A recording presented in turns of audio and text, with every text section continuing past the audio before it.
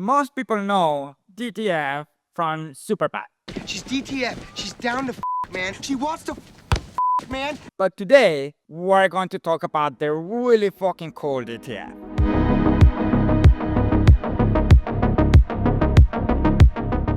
Hi, I'm Gabo, founder and CEO of UGLYTALKS. Welcome to another session of UGLYTALKS. And today we are here with Nevin Freeman. I cannot be more excited about this.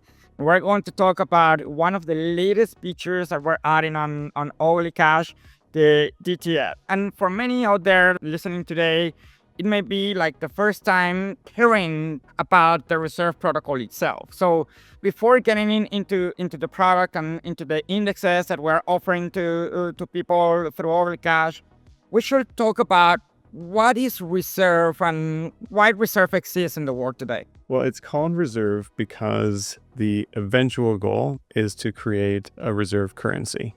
For anyone who doesn't know, the dollar is the reserve currency right now, and it just means the form of money, the form of currency that the world uses the most. The idea behind reserve, in simple terms, is to create what we call an asset-backed world reserve currency. And asset-backed just means that, like, we think money should actually have value that is very similar to the way that people store their value today.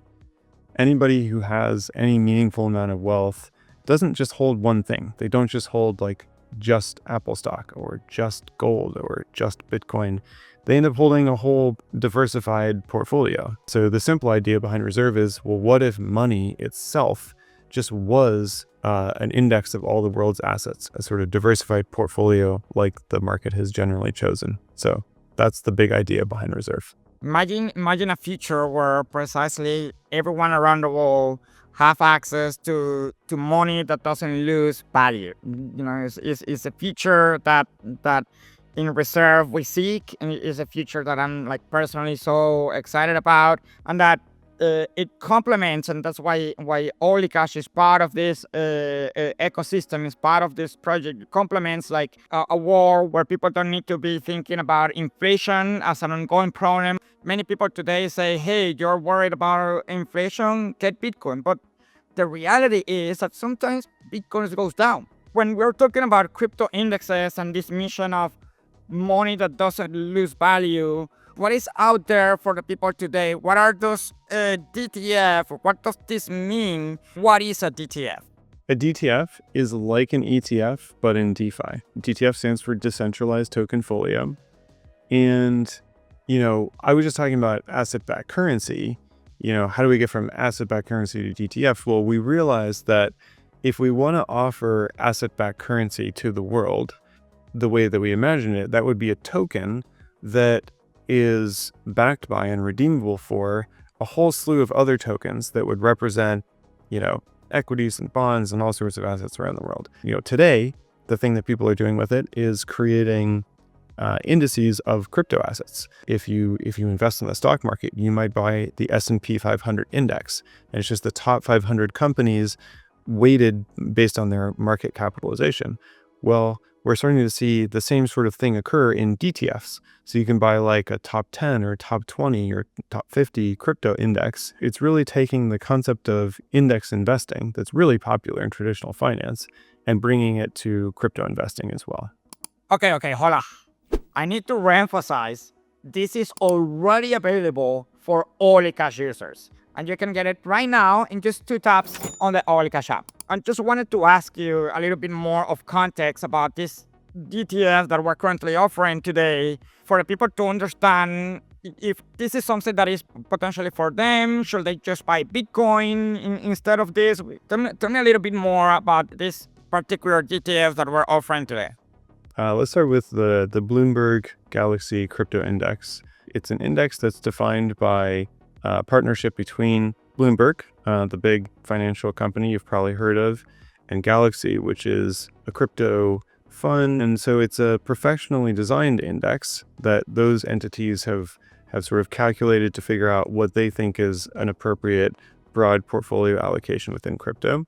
And then there's a decentralized governance process where that index that they define and publish publicly for anyone to reference is then turned into an actual spot product by this other process that, continually make sure that the tokens that back this index match the portions defined by Bloomberg and Galaxy. And then the same thing applies to the CF benchmarks large cap, which is launched in partnership with Kraken. If you've heard of Kraken as a crypto user, they're one of the biggest exchanges in the world, and they own CF benchmarks, which is an indexing company. The other two are interesting because they're pretty different. The Clanker index is interesting because Clanker is a particular meme coin platform that's popular on the Base network. If you've heard of meme coins and you're like, oh, that's kind of interesting, maybe I want to have some exposure to meme coins, but you don't know which meme coin to buy because there's like literally millions of them and there's like, thousands created every day. One way you could do it is purchasing this Clanker index because it's a combination of different meme coins that are created within this ecosystem, ones that already have some amount of usage, so they're not something that was created just yesterday. Will they go up? Will they go down? Nobody knows. They're meme coins, highly volatile, of course. But if you want some exposure to that ecosystem, you can do it via an index rather than having to research and try to make your own decision about exactly what to buy. And then the Alpha Base Index is also part of that base ecosystem. But it's interesting because it's curated by this community that calls themselves altcoinist. They have tons of people who hang out with each other on Telegram, and they're constantly researching and looking for new things to buy. And so they have kind of this decentralized research process that ends up leading the community to make choices about things that they want to buy into. And they got together and they have their own governance token that they use to vote to make changes to this index product that has actually like a pretty steady cadence of new coins that they decide to add and ones that they decide to remove in the base ecosystem. And historically, I think they've done pretty well. You can go on the website app.reserve.org and look at the price history. I've interacted with the folks behind it and the community, and I think it's a pretty cool concept, and they've seen a meaningful amount of growth so far, so I'm cheering for them. 70% of our customers are non-crypto users, and they use us for financial services that we offer, remote workers, remittance receivers, people doing local saving, and the ability of the DTF to group a whole area of crypto and pack them together, making it accessible to people. It's precisely a great opportunity, not only for those people that are non-crypto experts, but also for the crypto experts that doesn't have the time.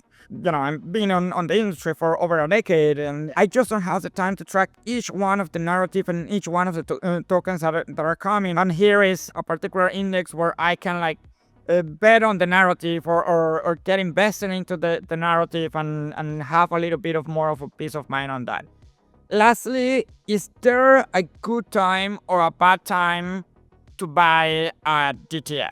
I think the idea is you buy it when it's low and then you sell it when it's high. And so that's how you make money, right? So that's what everyone's trying to do in crypto. And the question is always, well, is today's price a low price or a high price?